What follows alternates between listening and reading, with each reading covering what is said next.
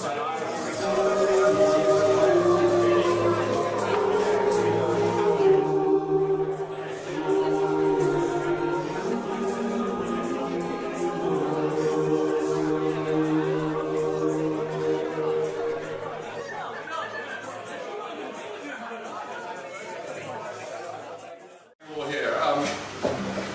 might not realise that this building forms the end of what was a long line of warehousing from here up to the bridge. It's the warehousing for the Courage Brewery, also down Lane. It's here on the river. It's the biggest brewery in London.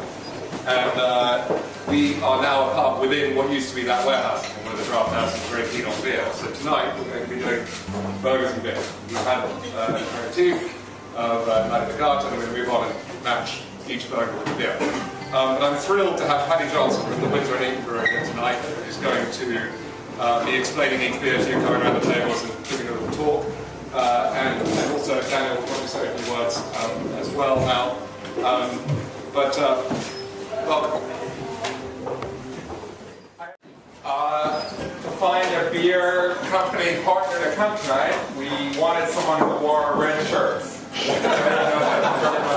So happy to have a Windsor and Eton Paddy here. But the truth is, I'm not a beer expert, so it's great to have Charlie and Paddy here to match beers to the burgers that really work well. And so actually Paddy's going to visit each individual table as you're served, so you can have the notes fresh in your mind as you're tasting. Whereas if he talks for 15 minutes now, it's hard to kind of absorb everything. So I'm going to introduce you to Paddy, and he'll tell you about the dark colored beer that's going to be matched to the yolk burger.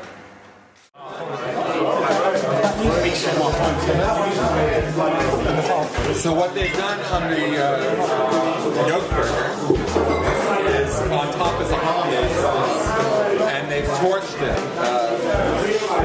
like you would for creme brulee to kind of cook it and melt it.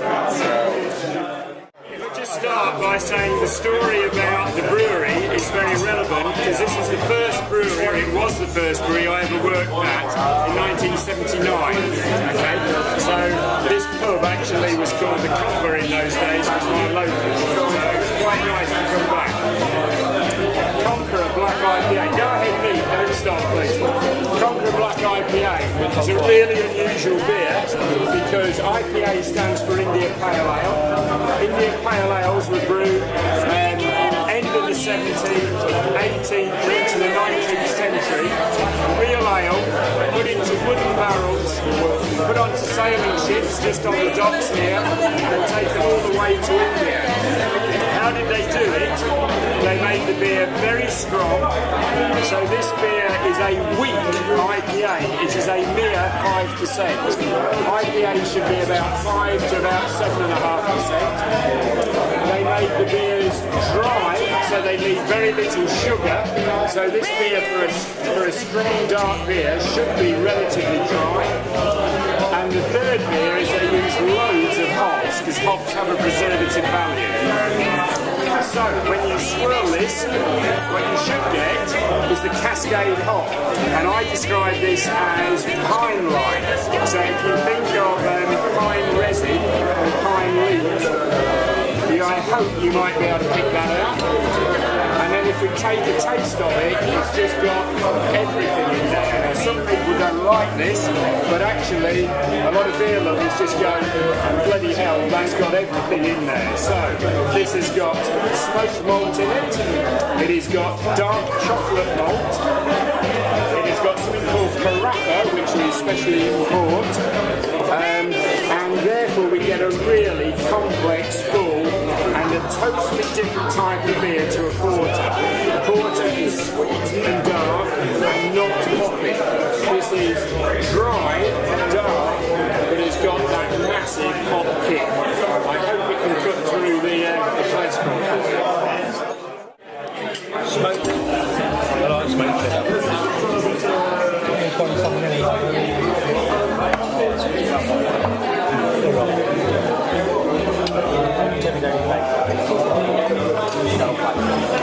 This is the smoked burger.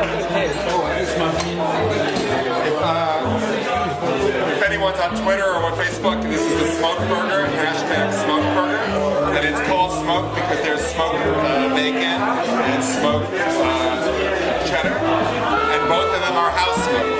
So Draft House smokes their own. But the secret ingredient, which is new, is harissa mayonnaise.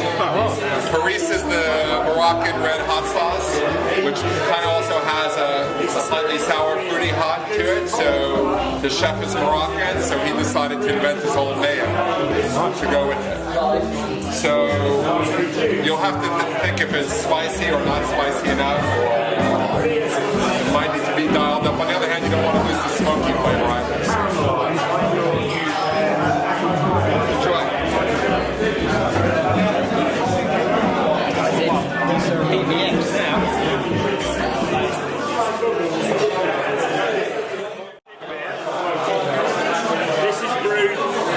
To try and match the absolute quintessential British pest bitter.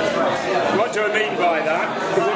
Well, this is brewed with crystal malt, so it's a classic copper colour and got the maltiness to go through with that. But this time the hop on it is a very traditional English Fuggles and Goldings. And what does that taste and smell like? Well, people will often describe this as almost minty or cut grass. But there's enough hop, I hope, again, that's going to cut through fairly, as I say, cholesterol-full diet.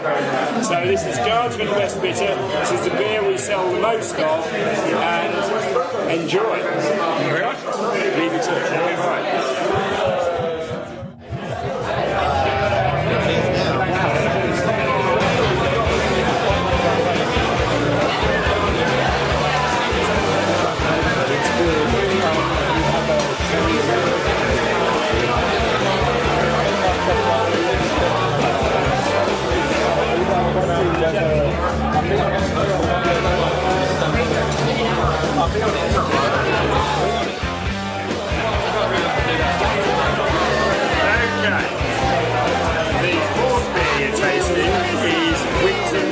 This was originally brewed for the royal wedding, and we've been asked to keep brewing it since then.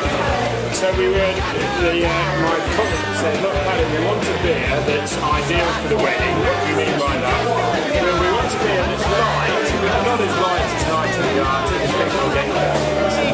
So the malts within this are pale ale malts, but also something called Munich malt, which gives it quite a good mouthfeel.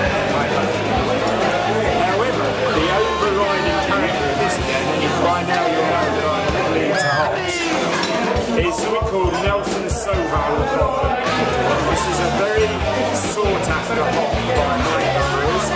It's produced in New Zealand, and I hope that if you give this a good swirl, this has got tropical fruit on it.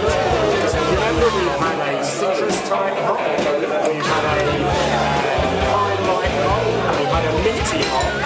This has got, people often describe it as mangoes or passion fruit. Occasionally people will say elderflower, but I think it's like the bottom of the tropical fruit salad tin. It's the bottom of the first person to say so Jack's River, so first time you taste it, this is so really very local classic fruit, not sharp. The reason we got this with your white gras is that I was surprised you want something that is sort of almost sweet to go with it. This fits the bill. Okay, wings or not, enjoy it. Where's the brew? In winter. There you have answered the question. If you come in on the relief road from the M4, as you cross the Thames, you come up.